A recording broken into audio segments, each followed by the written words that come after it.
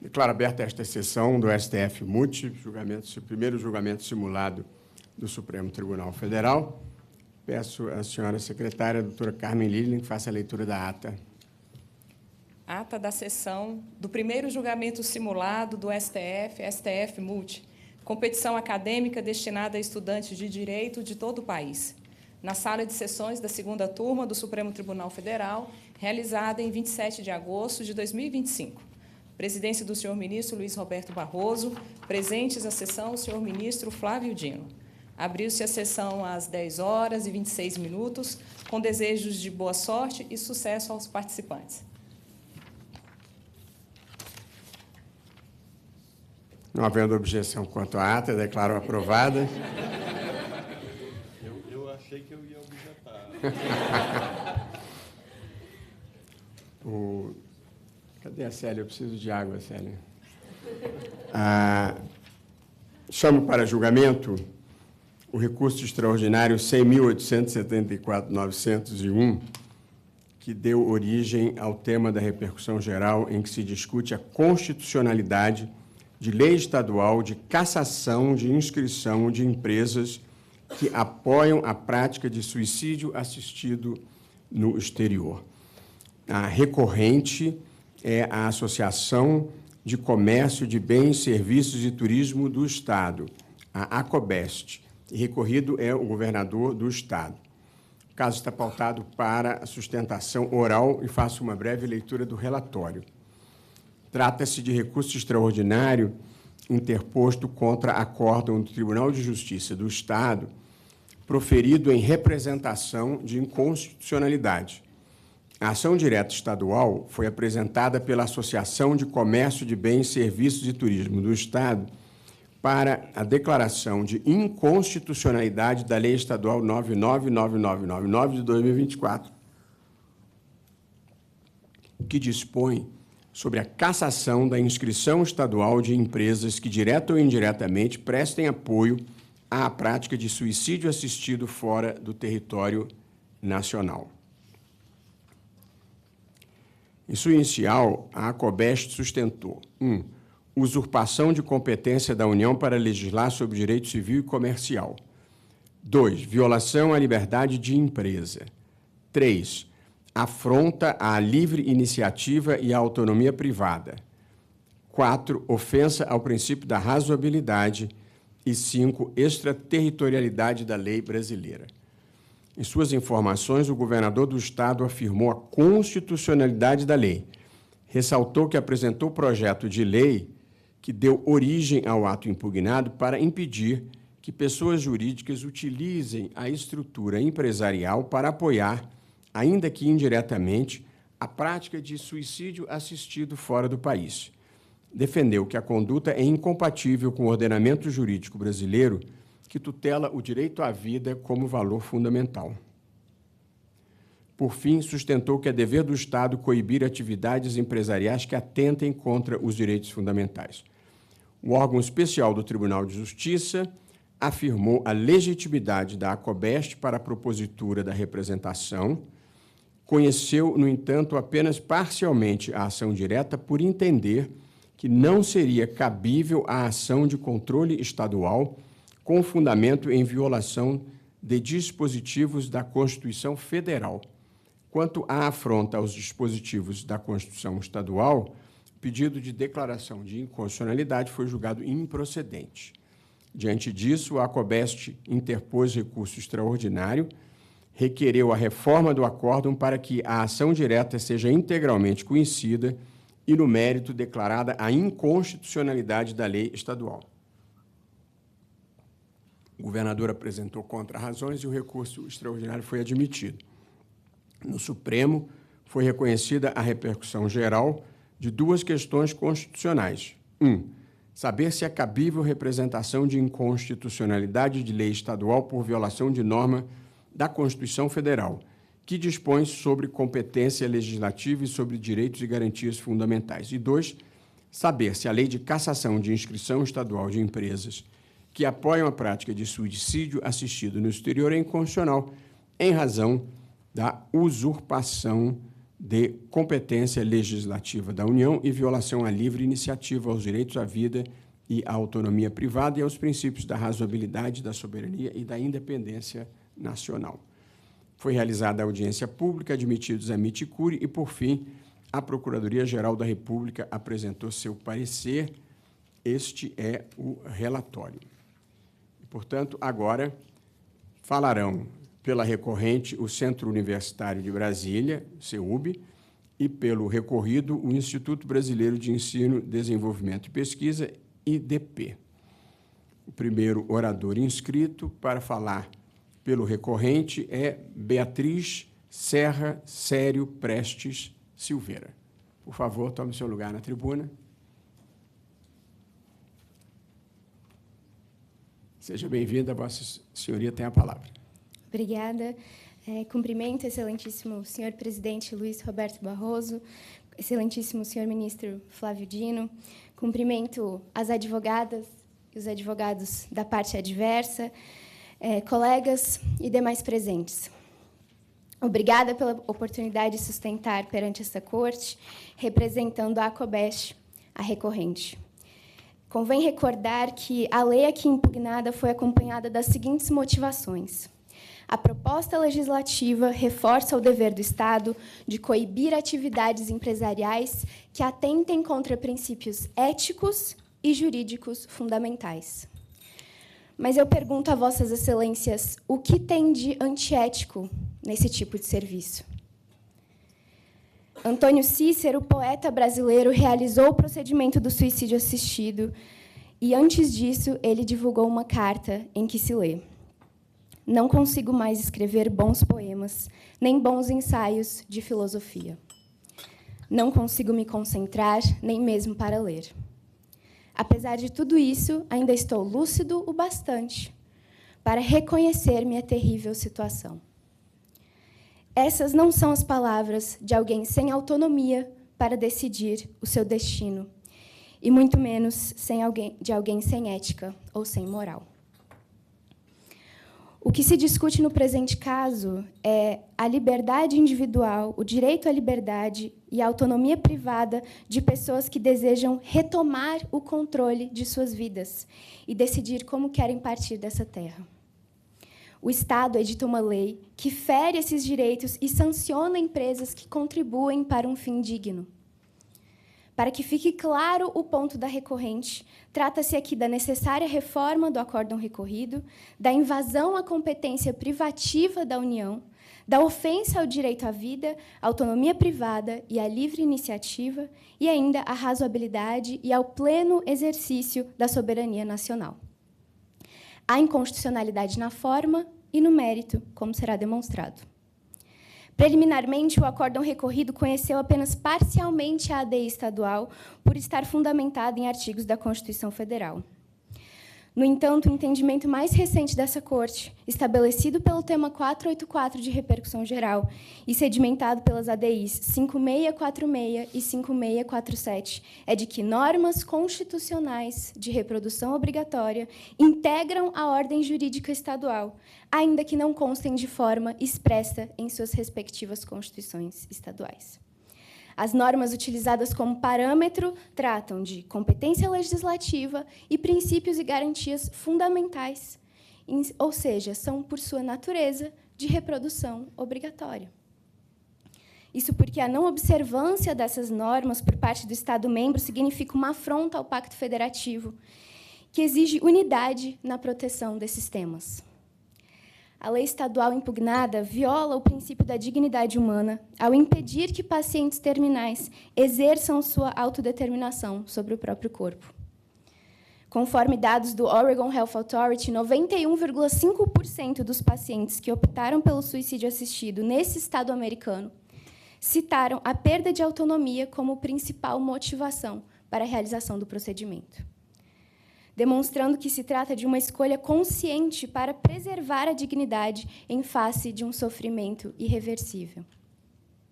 O ordenamento jurídico brasileiro já reconhece esse direito em situações análogas, como na DPF 54, que garantiu às mulheres o direito de interromper gestações de fetos anencéfalos exatamente para evitar sofrimento desumano.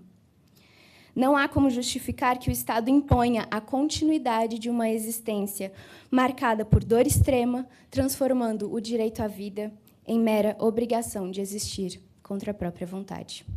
Obrigada. Chamo agora à tribuna Henrique Machado da Hora. Muito obrigado, Excelências. Bom dia a todos. Dando continuidade ao mérito, conforme reiteradamente exposto pela recorrente, a lei estadual, ao criar restrições punitivas para o exercício de atividade empresarial lícita, mediante a cassação da inscrição no cadastro de ICMS das empresas, legisla, ultrapassando sua esfera de atuação normativa, ao buscar regular, ainda que de forma oblíqua, matéria de direito civil e comercial, a qual é de competência privativa da União, nos termos do artigo 22, inciso 1º da Constituição Federal. A respeito dessa temática, o eminente ministro Alexandre de Moraes, no julgamento da DI 3.605, afirmou que, aspas, as regras de distribuição de competências legislativas são alicerces do federalismo e consagram a fórmula de divisão de centros de poder em um Estado de direito.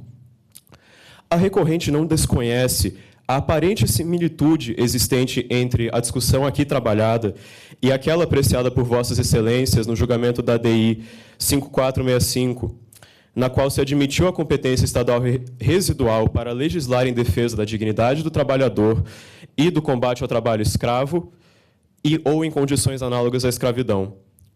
Ocorre que aqui, ao contrário, a lei estadual não almeja a proteção do interesse público, mas sim a restrição arbitrária de direitos e a imposição de penalidades em campo reservado à União, o que não possui amparo algum em nosso ordenamento jurídico.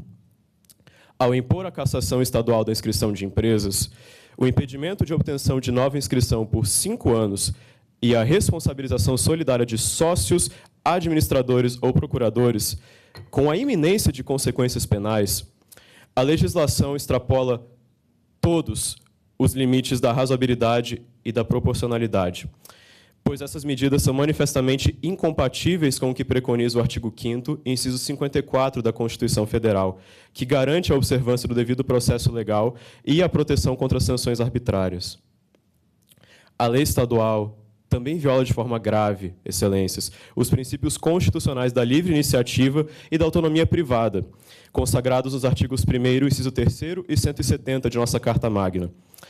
A imposição de um padrão moral único por via de sanções administrativas é intolerável, é uma ingerência estatal na esfera privada, pois, além de asfixiar o empreendedorismo legítimo, busca controlar as escolhas de cidadãos brasileiros em evidente desrespeito à dignidade da pessoa humana. Princípio o qual, conforme já asseverado pelo excelentíssimo presidente dessa Suprema Corte, no julgamento do tema 952 de repercussão geral, exige o respeito à autonomia individual na tomada de decisões sobre a saúde e o corpo. Vossa Excelência ainda completa, afirmando que a autonomia pressupõe, é claro, um consentimento livre, voluntário e esclarecido. E é justamente esse o ponto nevrálgico da controvérsia, Excelências. A atividade das empresas no Brasil refere-se exclusivamente à prestação de serviços relacionados à prática do suicídio assistido na Suíça, onde o procedimento é legítimo. Trata-se de uma atuação voltada para pacientes que possuem sua autonomia e consciência de si inalteradas, que desejam realizar o procedimento por livre e espontânea vontade e que o farão sozinhos, após a devida orientação médica. Desse modo, o objeto da atividade empresarial em questão não se confunde com a eutanásia e tampouco com qualquer conduta penalmente tipificada por nosso ordenamento jurídico. A atividade das empresas, na linha da correta interpretação do artigo 122 de nosso Código Penal, não se coaduna às hipóteses de induzimento, propor a ideia do suicídio assistido, de instigação, reforçar ou insistir na ideia do suicídio assistido, e tampouco com a de auxílio, que realmente diz respeito à prestação de apoio material à prática do ato. O referido dispositivo também pressupõe que um grupo específico e exato de indivíduos será induzido, instigado ou auxiliado pelos agentes da conduta tipificada, o que tampouco ocorreu no caso em tela.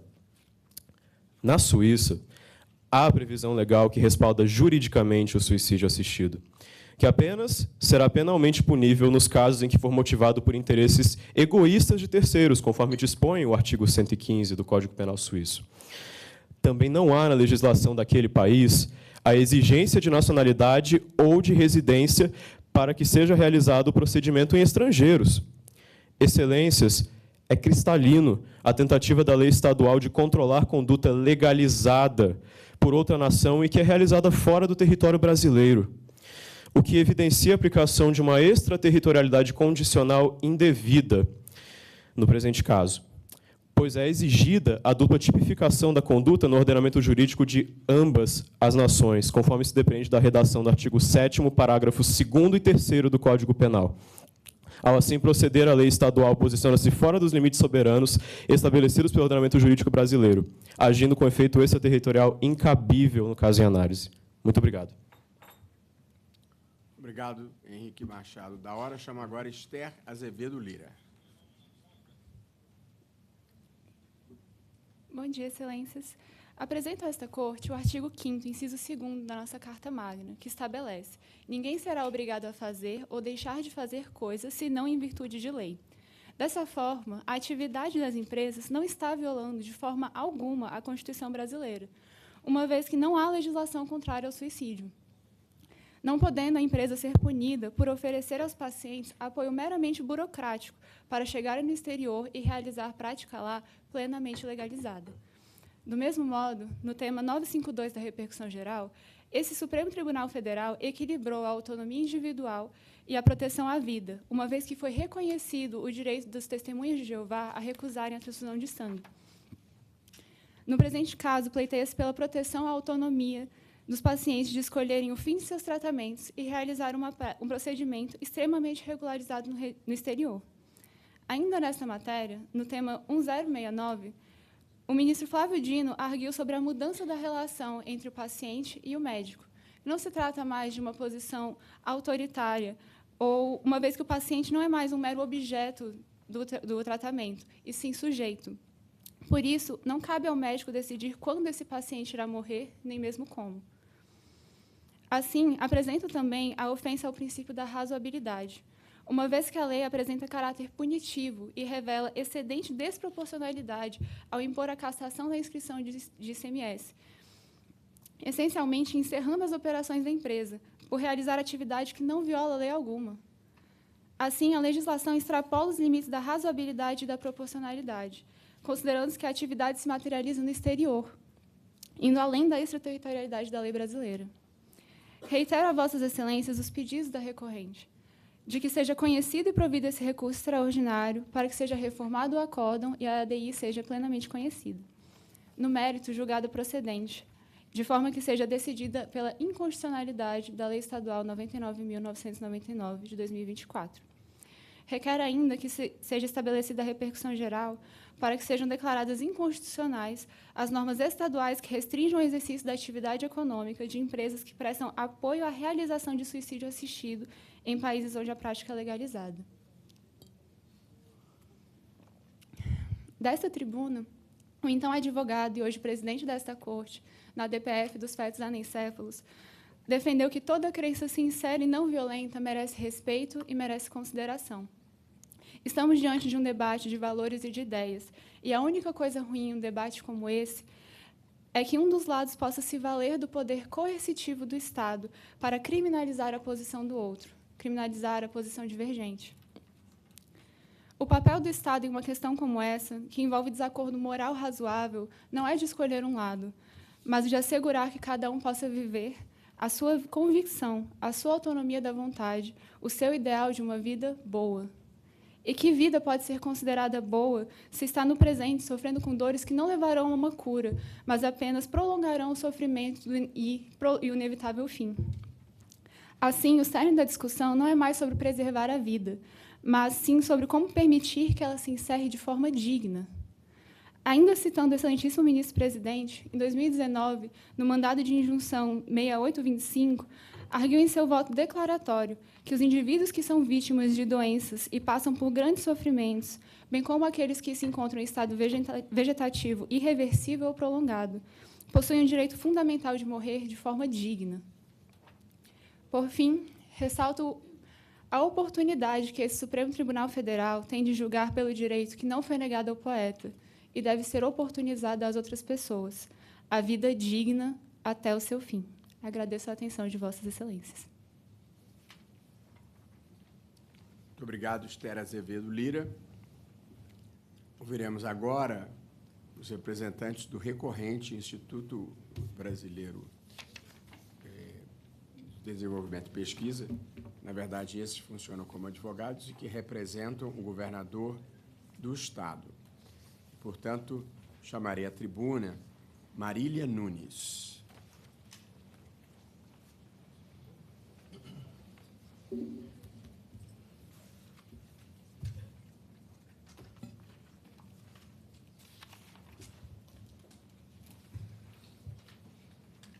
A senhoria tem a palavra.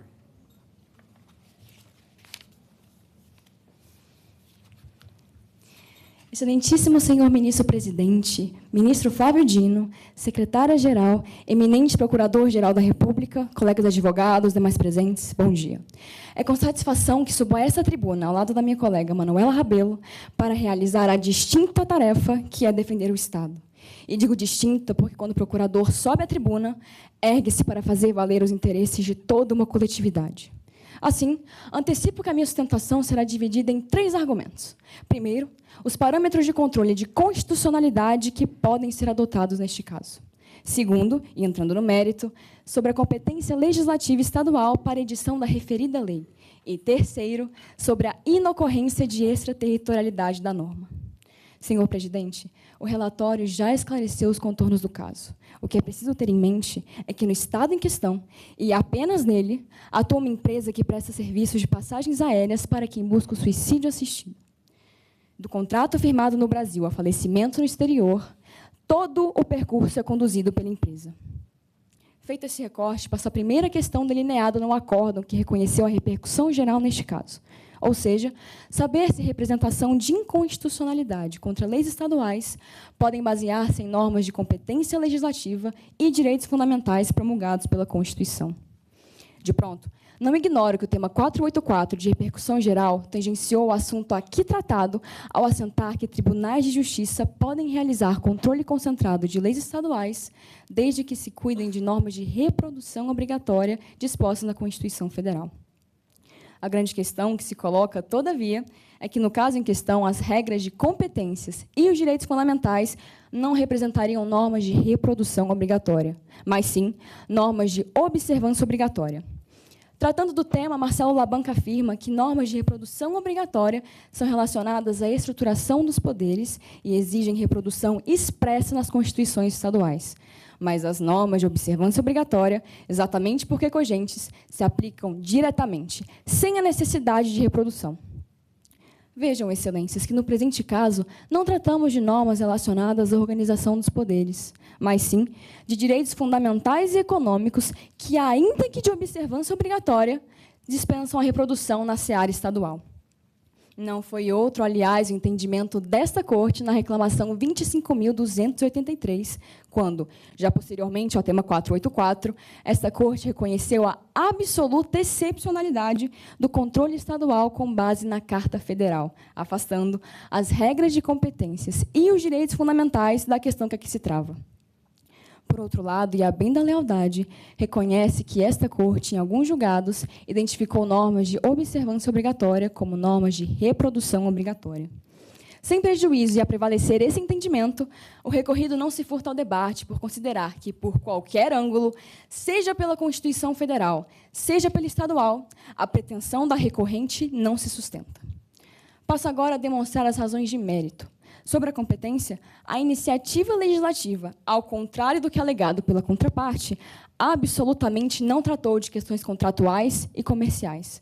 Cuidou, sem verdade, de norma tributária editada com amparo nos artigos 23, incisos 1 e 2, e 24, incisos 1, 5 e 12 da Constituição Federal, ainda que com função extrafiscal.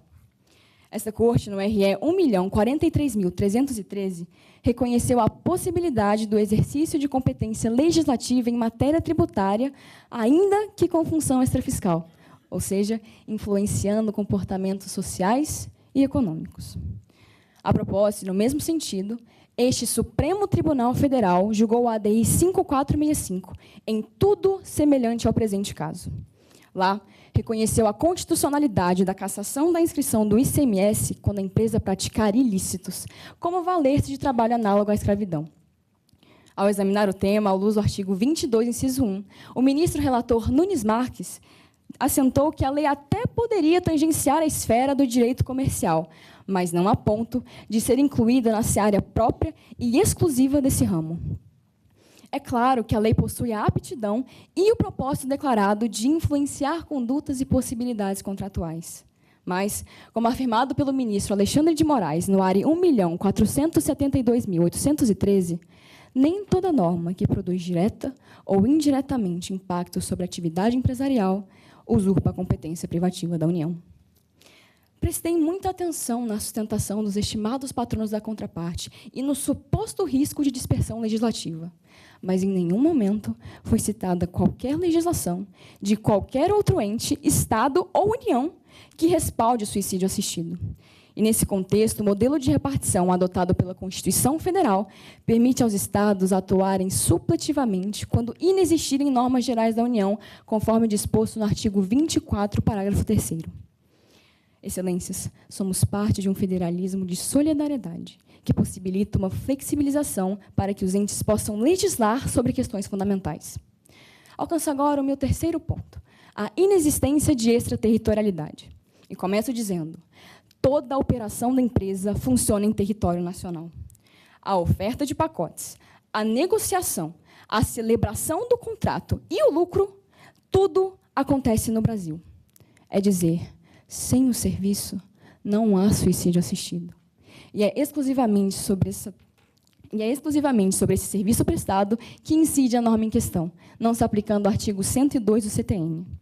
Ao final do dia, essa questão está sujeita à Suprema Corte. Isso porque, segundo o artigo 12 da LINDB, compete à autoridade judiciária brasileira julgar casos em que o réu mantiver vínculos no Brasil. Compete à autoridade judiciária brasileira julgar casos em que o réu for domiciliado no Brasil ou aqui tiver de ser cumprida a obrigação. E, segundo o artigo 22 do CPC, compete à autoridade brasileira julgar e processar as ações em que o réu mantiver vínculos no Brasil.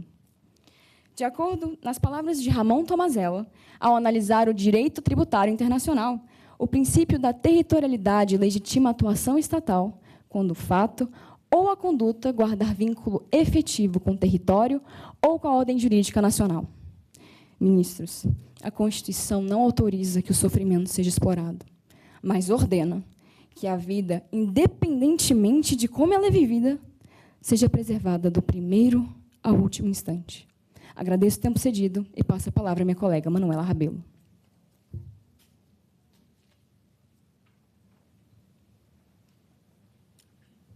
Palavra, Manuela Rabelo. Excelentíssimo ministro-presidente Luiz Roberto Barroso, excelentíssimo ministro Flávio Dino, senhora secretária, todos os demais presentes, reitero os cumprimentos já feitos pela minha colega, doutora Marília, e, buscando ser breve, retomo de imediato a sustentação.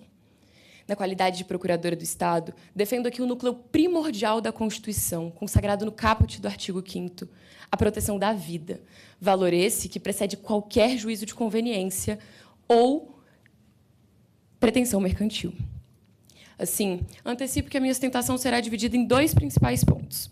Primeiro, a inexistência de afronta à livre iniciativa, à autonomia privada e à liberdade de empresa. E, segundo, a inexistência de violação aos princípios da razoabilidade e da proporcionalidade.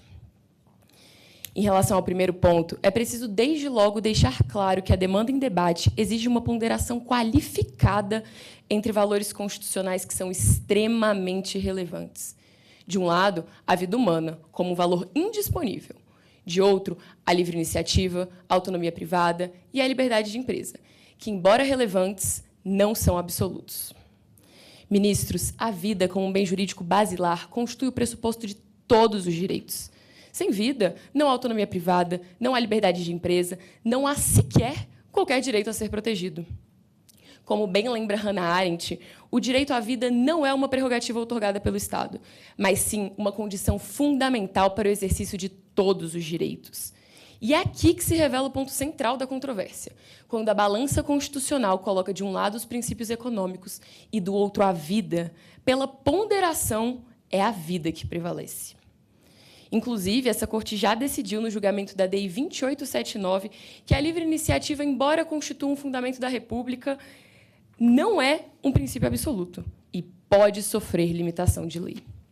De fato, a Constituição, em seu artigo 1º, inciso 4º, e no artigo 170, consagra a autonomia privada e a livre iniciativa como valores da ordem econômica. Mas faz isso condicionando expressamente o seu exercício à observância da função social da empresa. Nesse sentido, Maria Helena Diniz recorda que a autonomia da vontade deve ser exercida dentro dos limites impostos pela ordem pública, não se admitindo a sua utilização para fins contrários à vida humana. Excelências, onde está a função social de uma empresa que organiza, lucra e explora o desespero humano? A contraparte pergunta o que tem de antiético na ação da empresa. Violar a nossa Constituição já não seria o suficiente? Como esclarece Ingo Sarlet, a ordem jurídico-constitucional é a condição necessária para o pleno exercício das liberdades fundamentais. Não é à toa que a primeira turma deste tribunal, no julgamento do ARE 1.104.226, de relatoria do excelentíssimo ministro Luiz Roberto Barroso, decidiu que o princípio da livre iniciativa nada mais é do que uma cláusula geral, cujos incisos são preenchidos pelo conteúdo do próprio artigo. E, justamente por isso, a livre iniciativa pode ser limitada. Não há como admitir que uma empresa, a pretexto da liberdade de iniciativa, viabilize uma conduta que o próprio ordenamento define como ilícita. Em última análise, a lei estadual também não viola a esfera individual e muito menos proíbe escolhas pessoais. O que se veda, com respaldo constitucional, é a instrumentalização da empresa como um mecanismo voltado à extinção precoce da vida. Diante disso, toda e qualquer alegação de violação à livre iniciativa, à liberdade de empresa e à autonomia privada desmorona diante do peso da Constituição. Por fim, excelências, passo agora ao segundo e último ponto, a inexistência de violação aos princípios da razoabilidade e da proporcionalidade. A lei estadual aqui impugnada não é um instrumento arbitrário. Ao contrário, ela é uma medida necessária, legítima e urgente. A propósito, esse Supremo Tribunal Federal já decidiu na DEI 5243 que a vida não pode ser privada de modo arbitrário. A jurisprudência dessa Corte é firme ao exigir que qualquer restrição estatal deve obedecer à proporcionalidade como instrumento de proteção dos direitos fundamentais. Excelências, irrazoável não é a cassação da inscrição estadual. Irrazoável seria chancelar, com a legitimidade do Estado, uma prática que é vedada na nossa Constituição. E mais, no próprio ordenamento jurídico. A lei estadual aqui debatida equilibra, pondera e protege. E, como bem pontuou a minha colega, a doutora Marília, essa Corte recentemente reconheceu na DEI 5465, de relatoria do ministro Nunes Marques, que a cassação da inscrição estadual do ICMS é medida constitucionalmente legítima quando destinada a proteger direitos fundamentais e prevenir ilícitos. Ministros, é justamente o caso em questão. Não há qualquer tentativa de distinção que a contraparte tente emplacar que mereça prosperar. Aqui são casos praticamente idênticos e respostas que precisam estar alinhadas, ainda mais quando falamos em um tema que foi afetado ao regime de repercussão geral. Inclusive, não poderia ser diferente. O artigo 926 do Código de Processo Civil é expresso. Os tribunais devem uniformizar a jurisprudência e mantê-la íntegra, estável e coerente. Como leciona Virgílio Afonso da Silva, a exigibilidade da proporcionalidade não decorre deste ou daquele princípio constitucional, mas sim da própria estrutura dos direitos fundamentais. No presente caso, a lei estadual resiste a esse crivo. Ela é uma medida legítima e o faz por um instrumento adequado. Por tudo isso, a lei estadual aqui debatida não apenas resiste ao controle de constitucionalidade e de razoabilidade, ela o concretiza. Excelentíssimos ministros, Ante todo o exposto, como procuradoras do Estado, requer-se preliminarmente que o tema de repercussão geral seja cancelado ante a patente inadmissibilidade do recurso extraordinário interposto, inclusive como já feito por essa Corte no julgamento do recurso extraordinário 845.779. Como se, caso assim não se entenda, requer-se o desprovimento do recurso extraordinário com a consequente confirmação de constitucionalidade da lei estadual. Ainda, com propósito cooperativo, o recorrido sugere que seja adotada a seguinte tese de repercussão geral. É constitucional e não invade a competência da União a lei estadual que, com pretexto extrafiscal de defesa da vida e da saúde, dispõe sobre a cassação da inscrição estadual do ICMS de empresas que promovam direta ou indiretamente prática de suicídio assistido no exterior. A par de tudo isso, na eventualidade de se reconhecer a inconstitucionalidade da lei, requer-se a adoção de interpretação conforme, para limitar a norma à hipótese de inequívoca manifestação consciente da vontade e apenas em casos comprovadamente irreversíveis. Excelências, o Estado brasileiro fez uma opção política e soberana, e aqui estamos apenas a homenageando. Ainda quando puder haver uma vida indigna, o empenho do Estado deve ser o de resgatar a dignidade, jamais extinguir a vida. Muito obrigada. Muito obrigado, doutora Manuela Rabelo. Não haverá sustentação por parte do doutor Eduardo Romano. Portanto, fica encerradas as sustentações orais. Indago do ministro Flávio Dino se deseja formular alguma indagação a alguns dos oradores. Antes, presidente, de começar essa parte que me cabe, eu quero saudar Vossa Excelência e cumprimentá-lo pelo acerto dessa iniciativa, porque contribui com o mundo acadêmico, mas contribui com o Supremo, porque é uma forma de nós ajudarmos a capacitar personagens fundamentais da vida do tribunal, que são aqueles exatamente que trazem as propostas de interpretação para o tribunal. O presidente Barroso, aliás, na sua atividade advocatícia, se notabilizou por essa capacidade de instigar o Supremo a não apenas repetir seus próprios precedentes, mas criar outros.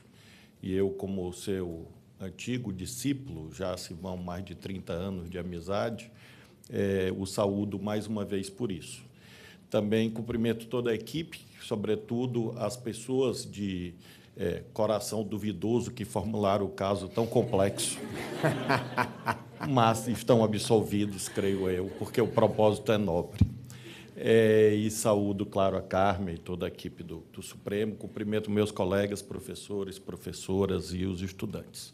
Bom, eu os contrataria para serem meus advogados, né? Não há dúvida.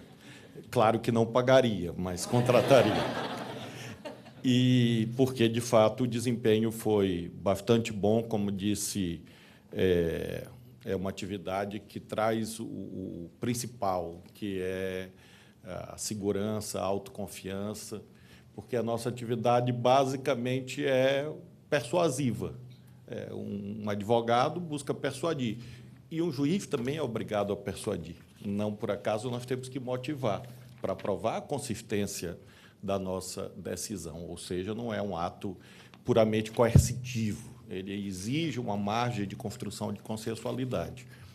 E, portanto, o bom uso da linguagem é a alma da nossa atividade.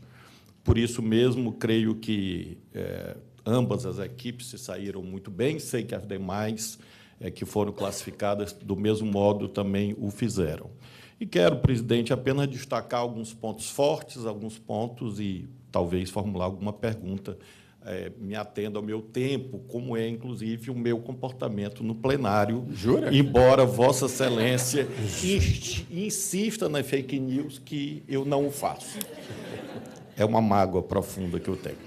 Mas eu quero, em relação primeiro aos recorrentes, destacar a pertinência da citação do caso do Antônio Cícero, e fiquei, quando começou com Antônio Cícero, correu um frio, porque eu tenho horror a citações impertinentes. Às vezes, a tentativa de um bom começo resulta num desastre, porque a pessoa diz, Fernando Pessoa, vida, tudo vale a pena se a vida não é pequena. Eu digo, sim, querido, você tem 15 minutos, irmão. O que isto tem a ver com o caso? Quando se falou, Antônio Cícero, de Jesus Cristo, é a hora fatal em que o julgador olha, baixa a cabeça e nunca mais levanta. Então, de fato, foi um bom começo, porque evitou isso. Ao contrário, atraiu para o conteúdo, e tanto a Beatriz, quanto o Henrique, quanto a Esther trouxeram os pontos fundamentais. Eu creio que, como ponto forte da sustentação, eu destacaria a variedade de argumentos, porque o juiz precisa ter conforto.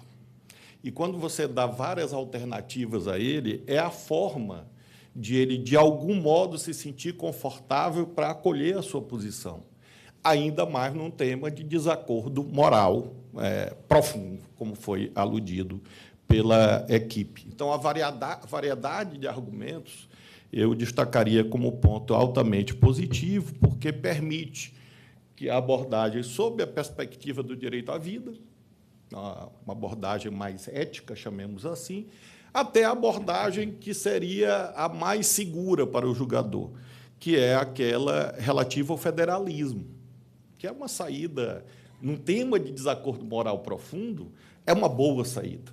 E, por isso, acho que a equipe acertou nisso. O uso dos precedentes, enfim. Não me agradou, e acho que a outra equipe se ouve bem, na delimitação do conteúdo da livre iniciativa do empreendedorismo.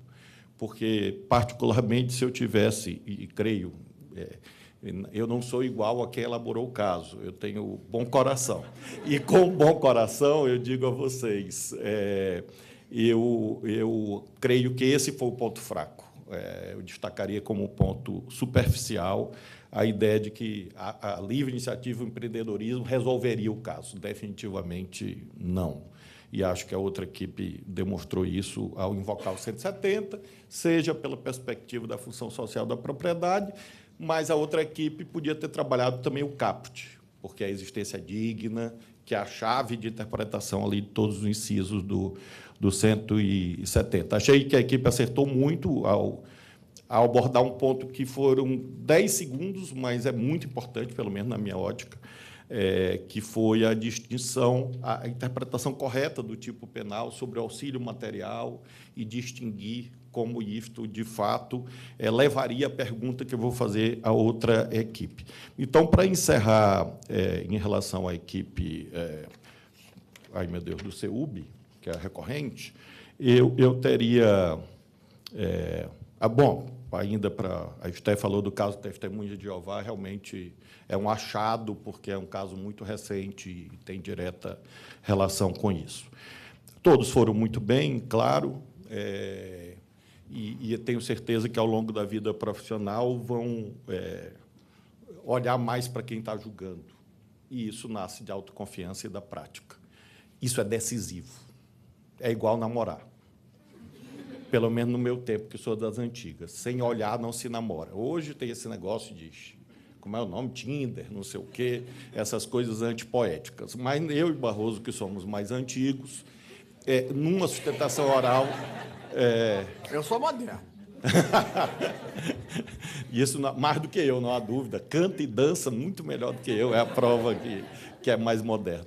Mas eu diria isso em relação à equipe quanto à forma, né? Olhar nos olhos, enfim, eu sugeriria isso, mas é algo que nasce com o tempo, porque falar em público sempre é muito difícil. A pergunta que eu faria é sobre o caso do trabalho escravo, né, que é a mesma pergunta que eu também farei para outra equipe. Se, de fato, vocês consideram que a invocação do precedente recente, inclusive, julgado esse ano, relatou o ministro Cássio Nunes Marques, de fato, tem qual a similitude, qual a diferença em relação a esse caso que foi proposto a vocês. Essa seria a minha indagação para vocês sustentarem. Como já mencionei, caso Testemunha de Jeová, não há dúvida. Eu creio que esse caso do trabalho escravo tem algumas especificidades, como vou fazer a pergunta para a outra equipe. Em relação ao IDP, né, que é o recorrido, também os mesmos elogios, tanto a Marília quanto a Manuela. Como mencionei, ponto forte, a leitura do 170, trabalhar a vida, proporcionalidade. Achei muito, muito bom que vocês não tenham, num caso e no outro, né, ambas as equipes, se dedicado apenas ao princípio da proporcionalidade e da razoabilidade, porque isso serve para qualquer coisa na face da Terra. Eu uso muito com a minha esposa. Não funciona normalmente, mas eu tento. E então, vocês, ambas as equipes, foram bem ao trabalhar, claro, vida, proporcionalidade e razoabilidade, mas colocar mais recheio nisso. E, com isso, fortalecer a capacidade de convencimento inerente à sustentação. A Marília, e, como disse, a pergunta é muito parecida, a Manuela propôs uma interpretação conforme, eu achei muito, muito bom, porque a interpretação conforme é o plano B, nesse caso, e é fundamental ter um plano B, porque vai que o juiz ou a juíza não está no dia bom, né? Então, você tem que... porque isso faz parte da vida, né? Por exemplo, o Botafogo joga com o Vasco hoje. Hoje eu estou no dia bom, amanhã sabe Deus. Então, se o juiz está no dia... Eu sou botafoguense. Se o juiz não está no dia bom, você tem que dar uma alternativa. E foi muito correta a ideia de dizer, olha, a gente quer ganhar, mas também... um empatezinho também resolve a nossa vida, porque a interpretação conforme, nesse caso, criaria requisitos. Criaria requisitos para, muito bem, a empresa funciona, mas tem que exigir certos elementos probatórios, fáticos, etc., como nós fizemos no caso das testemunhas de Jeová. É exatamente o que nós fizemos. Dissemos, ok, você pode recusar mais, é preciso que você tenha autonomia, consciência, menor, etc. Talvez fortalecer esse argumento com o caso também teria sido bom. Finalmente, presidente, em relação à pergunta, novamente o caso do trabalho escravo.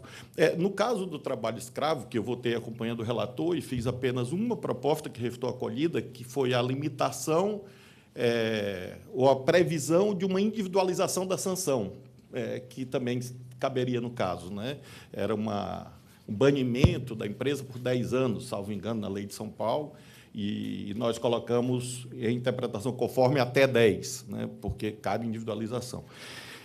Mas, de um modo geral, pelo que eu lembro, todo mundo meio que acompanhou o relator. Mas a dúvida que eu formulo à equipe, e concluo, é que, no caso do trabalho escravo, a empresa era instrumento de um ilícito. Era meio, era instrumento, quase o 91, 92 lá do Código Penal. E, nesse caso, onde está o ilícito, no caso concreto? Né? Onde está? Porque o trabalho escravo é ilícito. Eu senti falta de trabalhar essa questão, porque é um elemento de distinção, a meu ver, dos casos, né? E também sugeriria a vocês que o federalismo também fosse melhor trabalhado. Não vou fazer perguntas sobre isso, mas eu acho que o federalismo, pelo menos na minha visão, é um elemento, uma chave forte no caso, fortíssima, eu diria, à luz da jurisprudência do Supremo. E acho que ambas as equipes podiam ter trabalhado melhor, porque, evidentemente, que eu estou contaminado por um caso de... contaminado, entre aspas, num caso de extraterritorialidade, né, que está comigo, é um caso mais ou menos difícil, né? E que todo dia tem uma emoção, mas nem abordo isso. Mas eu, provavelmente, se fosse julgar, eu julgaria muito pela chave do federalismo. E, por isso, claro, a partir dessa visão minha, que eu, se fosse julgar, demandaria isso das equipes, né, especialmente dessa. Então, presidente, são as duas perguntas sobre os recorrentes, a similitude ou distinção, e, no caso do recorrido, onde está o ilícito da empresa. Muito obrigado, ministro Flávio Dino. Em primeiro lugar, obrigado por participar desse evento. Um prazer, uma alegria tê-lo aqui. Flávio foi uma pessoa que serviu, e bem, nos 3 poderes da República. Eu o conheci quando era juiz federal, depois foi presidente da JUF. Depois, para minha surpresa, ele largou o direito, foi para a política, foi deputado, foi governador do estado do Maranhão 2 vezes, foi senador da República e depois se tornou ministro do Supremo. Poucas pessoas nessa vida tiveram a possibilidade de participar com tanta intensidade dos 3 poderes da República, e sempre com grande integridade e com grande competência. Um governador extremamente bem avaliado e portanto, é um prazer e uma alegria compartilhar o Supremo Tribunal Federal com a participação dele, ainda que as sessões tenham se tornado um pouco mais longas.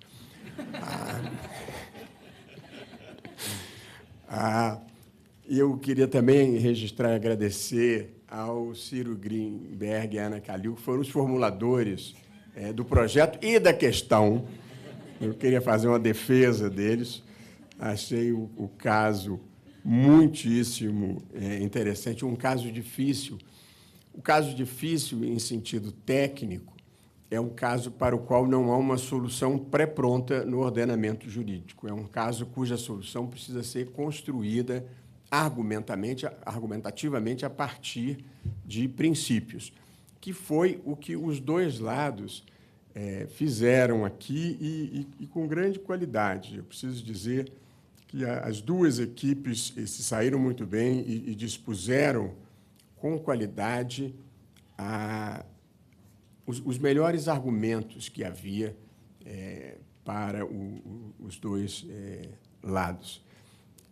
Felizmente, a gente não tem que julgar aqui a causa, porque a causa é muito difícil.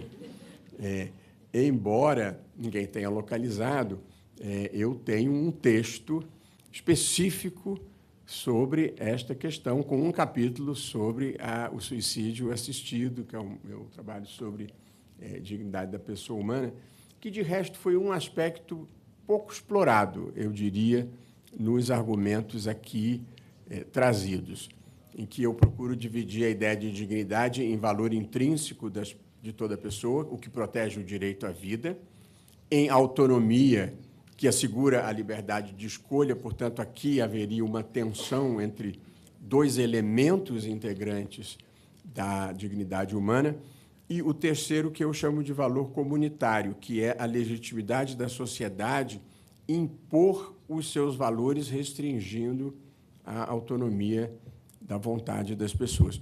Portanto, esses 3 componentes estavam aqui presentes. A vida é um valor intrínseco, a escolha pelo suicídio assistido seria um exercício de autonomia, e saber se o Estado tem o direito de impor um valor da sociedade limitando a autonomia do indivíduo.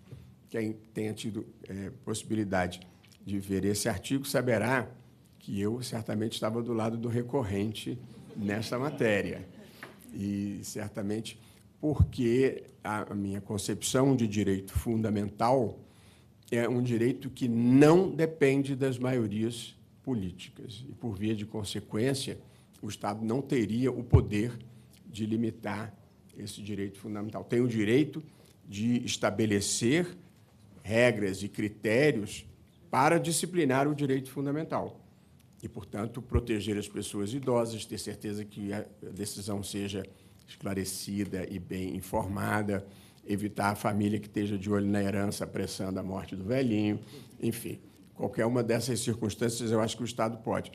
Mas nós não estamos aqui para julgar a causa e, portanto, apenas a qualidade dos argumentos apresentados. Mas eu queria louvar os 2 times e os 2 grupos pela capacidade argumentativa que exibiram.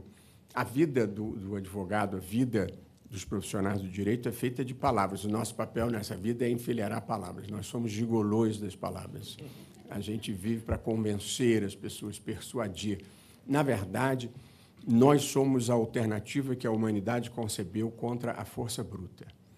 e, portanto, em vez de brigas, socos, tiros, guerras, as pessoas disputam o melhor argumento. A tentativa de convencer alguém, de captar a razão e, tanto quanto possível, a emoção de quem esteja nos assistindo. E esse é um equilíbrio muito relevante na vida, você ter um argumento racional, mas também conseguir conquistar o coração das pessoas. A vida não é feita só de razão, a vida também é feita de sentimentos. E, portanto, você tem que acertar a dose de cada um pouco de Kant e um pouco de David Hume, que é o pouco razão combinada com a dose certa de emoção.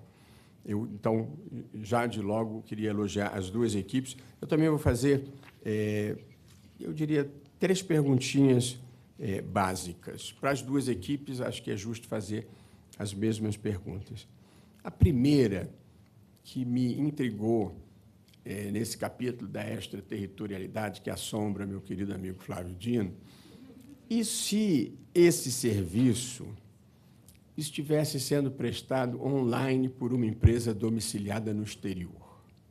Essa é a primeira pergunta que eu estou fazendo. Eu achei que o pessoal era mau. Mal é tu mesmo, né? Eles apenas são discípulos teus, né? Apenas para tranquilizar todos, eu votaria com recorrido, tá? Empatou. 1 a 1. Eu imaginei. Vossa Excelência me conhece, né? Portanto, essa é a primeira pergunta, que é uma pergunta difícil. A segunda pergunta, no caso da interrupção da gestação, que é outro caso difícil, as pessoas que são contrárias, inclusive à descriminalização, elas têm um ponto. Elas acham que há um direito do feto e, portanto, não pode ser uma decisão exclusivamente da mãe, porque há um interesse de terceiro para quem imagina que exista vida desde o primeiro momento da concepção, que também não é o meu ponto de vista, mas é o ponto de vista respeitável de quem é contrário. Mas eu gostaria de saber, no caso do suicídio assistido, qual é o direito de um terceiro que está envolvido para legitimar a interferência do Estado e impedir? Porque esse era o argumento nas uniões homoafetivas. Também é um tema de desacordo moral razoável, como é aborto, como é suicídio assistido.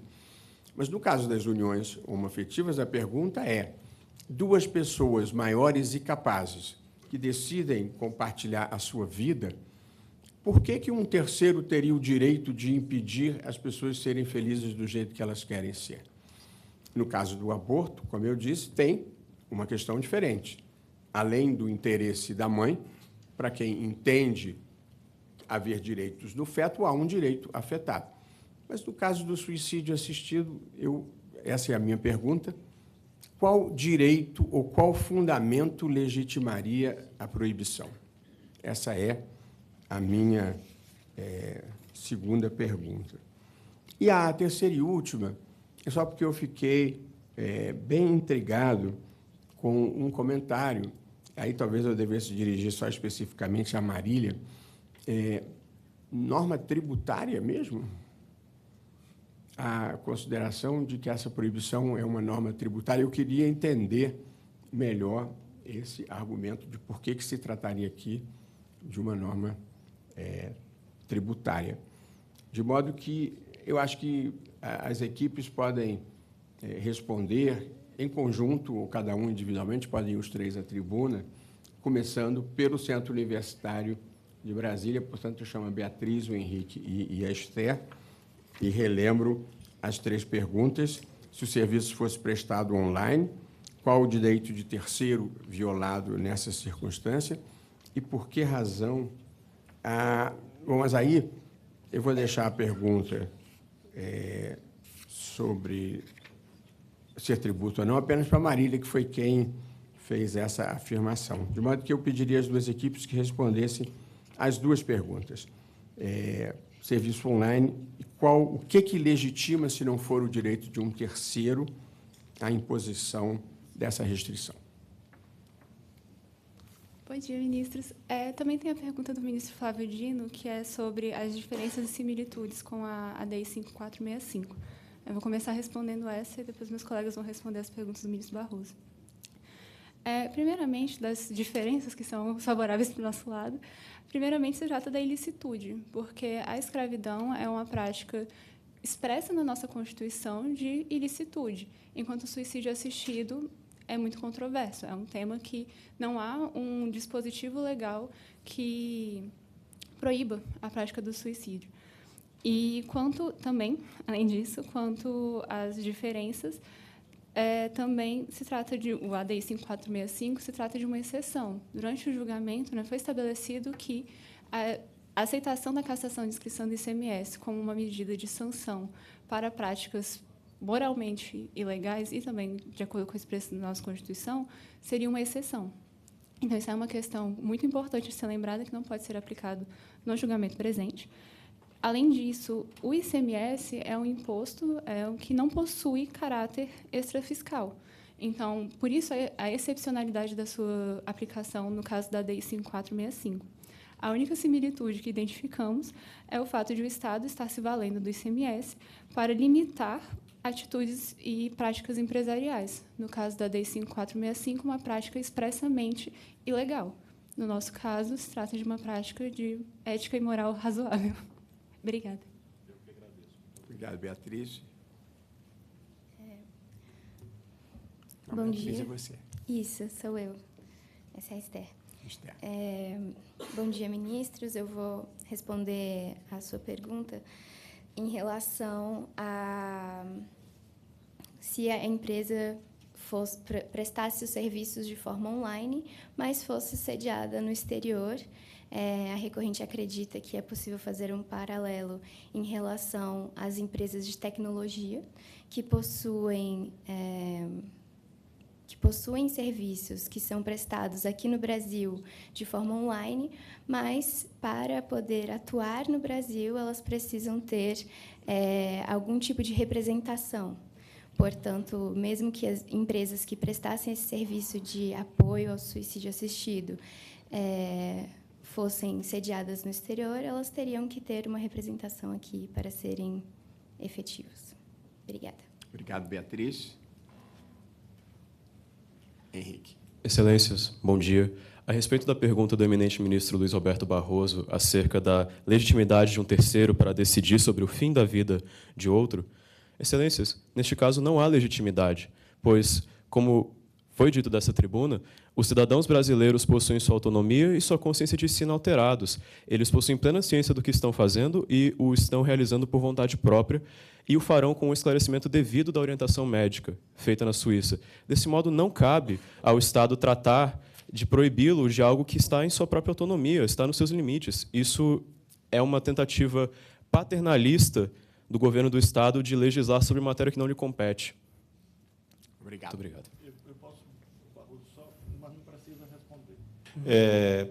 Esse argumento sempre me leva, que foi o debate que eu coloquei em Testemunhas de Jeová. Você pode ir no Correio Brasiliense anunciar a venda do seu rim?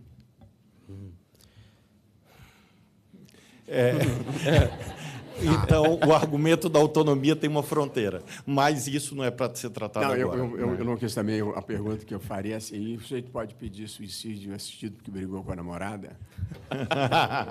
Portanto, mesmo os direitos fundamentais têm limites e disciplina. Posso só fazer um complemento? Não é uma ideia, não venda o rim, pelo amor de Deus. No caso da venda do rim, não, mas no ponto que o ministro trouxe do porquê do fim da vida, no caso da Suíça, a gente estudou bastante para poder estar aqui falando com vocês hoje. E um dos pontos da regulamentação é o laudo médico tem avaliação psicológica, psiquiátrica, para poder ter certeza de que a pessoa não está fazendo isso de forma ser convencida por outra pessoa, e também por garantia de que a pessoa está no fim da vida. Ela não tem outra alternativa, aquela é a única opção. Então, tem uma avaliação psicológica de meses. E também, agora, de onde que veio a informação certinha, eu não vou ter certeza qual foi o Instituto Suíço, mas que apenas 3% das pessoas que iniciam um processo para o suicídio assistido realmente o efetivam. Então, muitas pessoas podem ir e desistir, porque lá eles fazem essa avaliação para ter certeza de que a opção da pessoa é legítima, autônoma e lúcida. E tem que ser uma doença terminal irreversível. Né? Perfeitamente. Obrigado. Porque, no fundo, é um juízo de proporcionalidade, né? No fundo, é o que está em jogo na venda do rim. Aí, para complicar, alguém dizer, mas ele vai vender o rim para comprar um remédio que vai salvar a vida do filho. Aí complica o juízo de proporcionalidade. Mas eu vou te falar... É Esther, né? Isso. Eu vou te falar uma coisa com toda a pureza d'alma, que, para mim, não tem nenhum peso, nem para o Barroso, que eu conheço ele. Mas, se tivesse um julgador mais tradicional, ele teria te interrompido na hora e dito assim, vocês não! Ia te desestruturar. Perdão, né? ministro. Não, perdão não, para mim não. Mas eu só te dizendo o que aconteceria, até porque já aconteceu aqui no Já Supremo. aconteceu. Várias Muito obrigado. vezes. Né? Marília e Manuela. Onde está a liturgia? Nós, então, que somos zelosos da liturgia, né? Tem gente que tem sorte na vida, a Esther tem. Marília, você que disse que era norma tributária. Sim.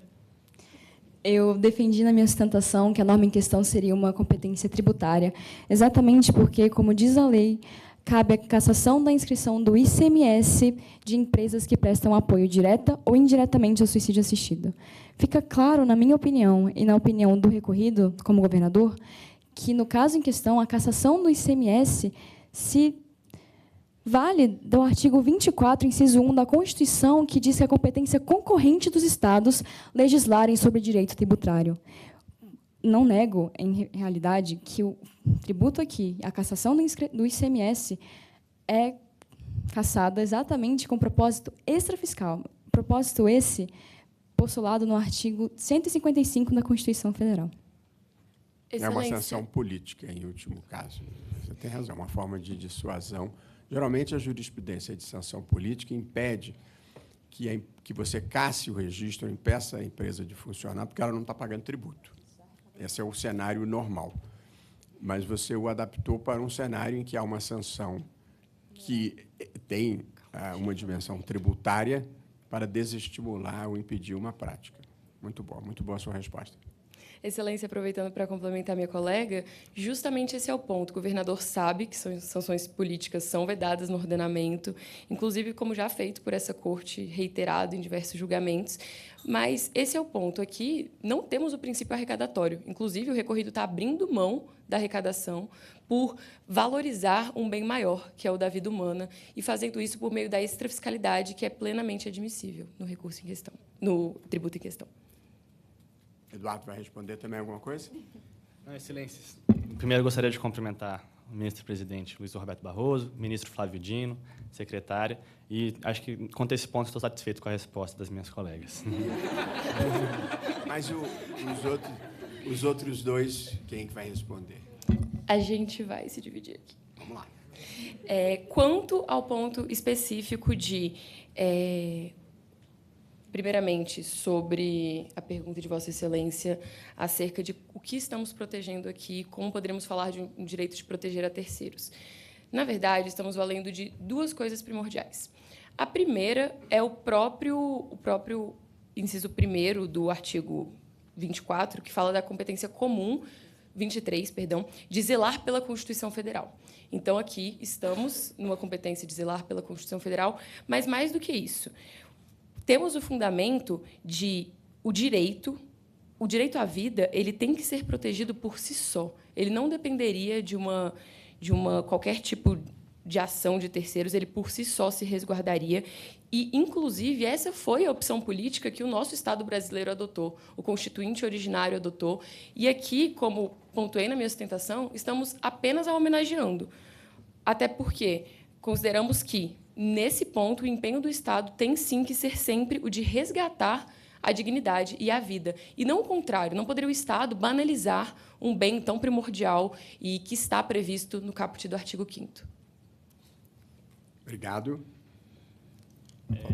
Excelência, se me permite, só para acrescentar, quanto ao ponto, aqui fique claro que também o Estado pode utilizar a ideia da dignidade como uma heteronomia, ou seja, uma constrição externa aos direitos individuais também pode ser limitada para preservar o bem maior, no nosso caso, a vida.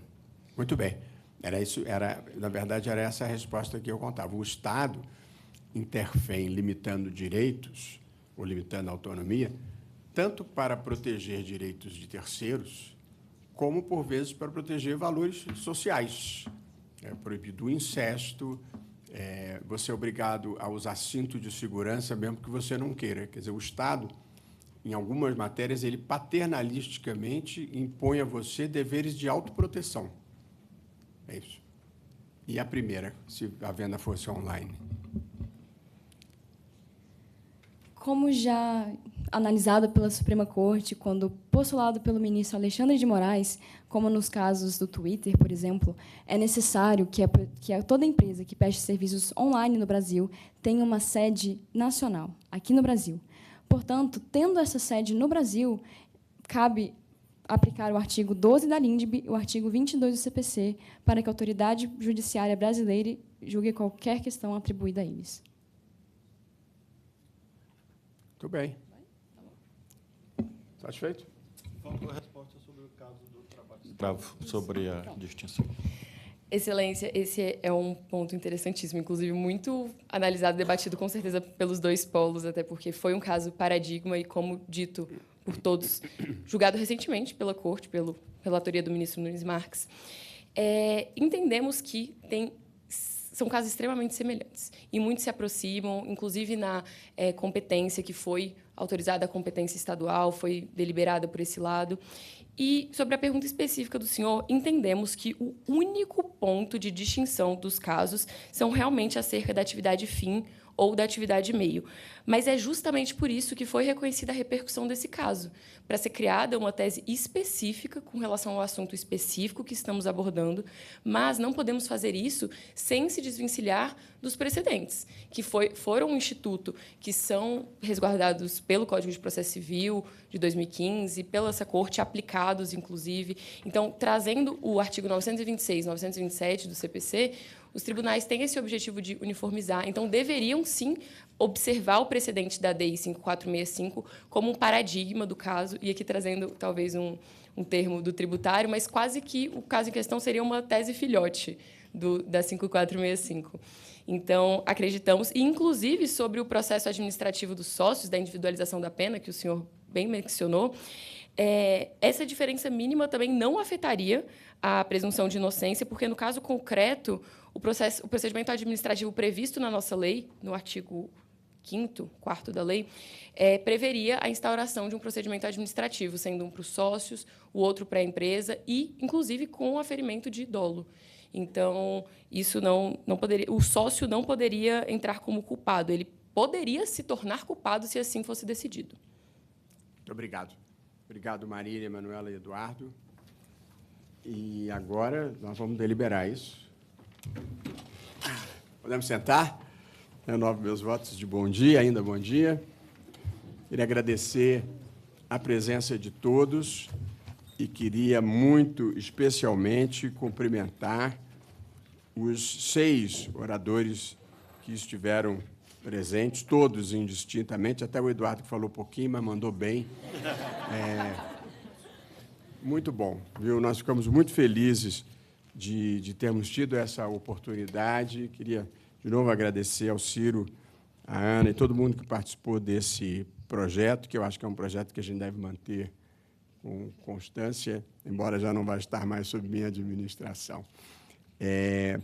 E, portanto, o ministro Flávio e eu, sem muita surpresa, porque a gente frequentemente vota em conjunto, mas não há tese a qual ele não tenha um adminículo, que é um termo que não passaria no Pacto da Linguagem Simples, pelo menos não com facilidade. Mas nós, consensualmente, louvando as duas equipes, todos os argumentos foram bem postos, sustentações corretas, tanto do ponto de vista gramatical, quanto da capacidade de transmitir com clareza as ideias. Foi um bom momento e nós queríamos elogiar todos os que participaram e nós decidimos que a equipe vitoriosa, apesar de não ser a minha tese, foi o IDP.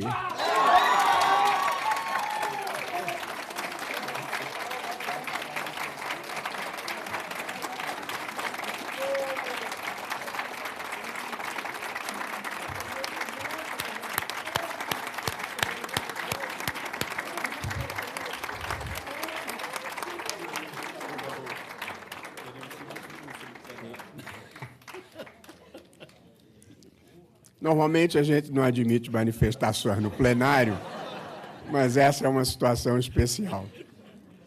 E para completar a vitória, nós escolhemos como melhor oradora a Marília Nunes.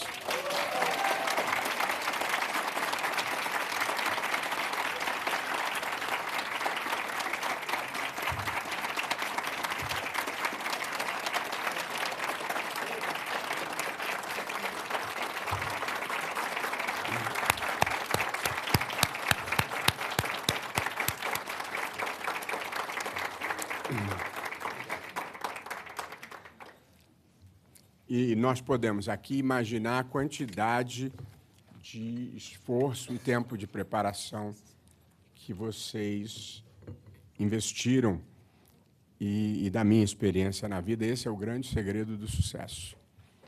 Tem gente que acha que é dom, tem gente que acha que é inspiração. O segredo do sucesso é preparação, treinamento, conhecimento e esforço. O que eu faço agora? Então, eu e o ministro Flávio vamos aí na frente para entregarmos as placas.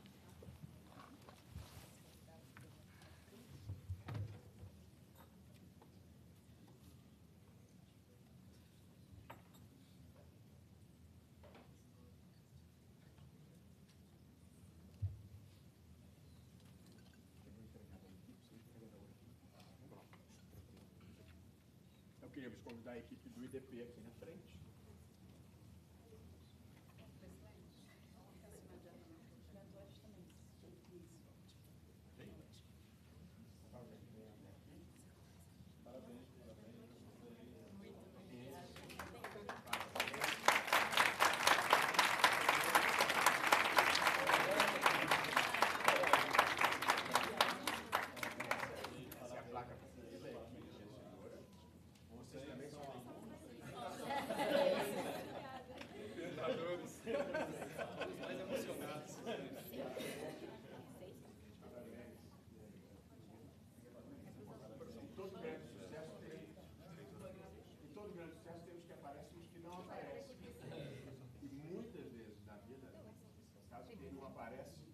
Fez muita diferença no processo. Agora falta eu vou te